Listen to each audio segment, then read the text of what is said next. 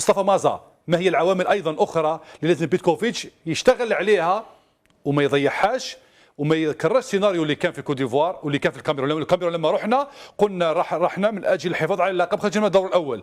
في الكوت ديفوار رحنا بنفس الاراده، قلنا لازم نروح من اجل تشريف المنتخب الوطني الجزائري وخرجنا من الدور الاول مع منتخب موريتانيا، احتراماتنا ليه، لكن مع ذلك لم نتمكن من تحقيق نتيجه ايجابيه امامه.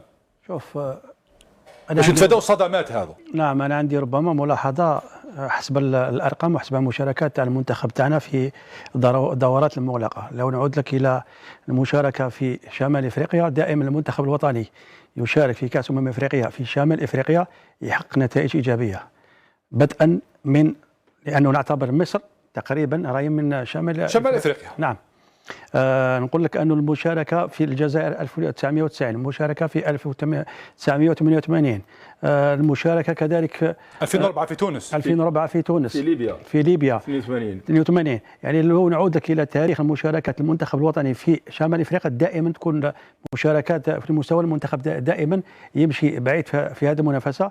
المناخ هو اللي اشتغل كما كان يقول قاسم. أكيد لهذا زيد التعايش في المجموعة، لأنه لما تأخذ يعني التاريخ الأول منذ التحاق المجموعة إلى بعضها البعض وتاريخ نهاية 3 مباريات، يعني عندك تقريبا 21 يوم.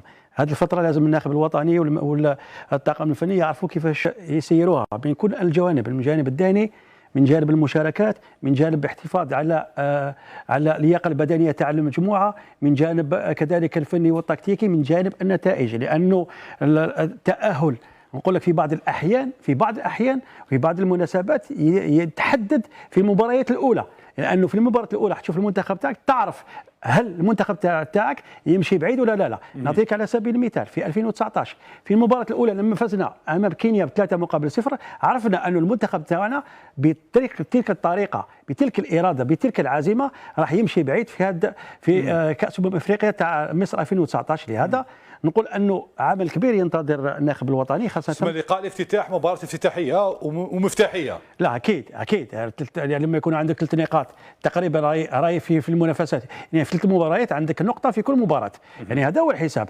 لكن نقول لك انه المنتخب تاعنا ولا ما مرش في المنافستين الاخيرتين في كاس افريقيا تاع الكاميرون والكوت ديفوار، الاول والثاني مع احسن توالي ما مرش، يعني فيها عده اسباب. واليوم كان من الفيدراليه ولا الواقفين على كره القدم الجزائريه يعملوا حوصله ويعملوا استخلاص علاش ما مريناش، وشنو هما الاسباب حتى لما فزنا بكاس افريقيا 2019، وشنو هما العوامل اللي خلونا نمشوا وناخذوا الكاس. يعني هذه الاشياء ما شفناهاش وما عرفوش كيفاش يتعاملوا معها. لهذا نقول لك انه في هذه الدوره وان شاء الله متاكد ان المنتخب تاعنا راح يخرج من الدور الثاني وان شاء الله، يعني ثم يسير مباراه بمباراه. وهذا الشيء اللي نتمناه. عندي بعض الارقام كنت بحثت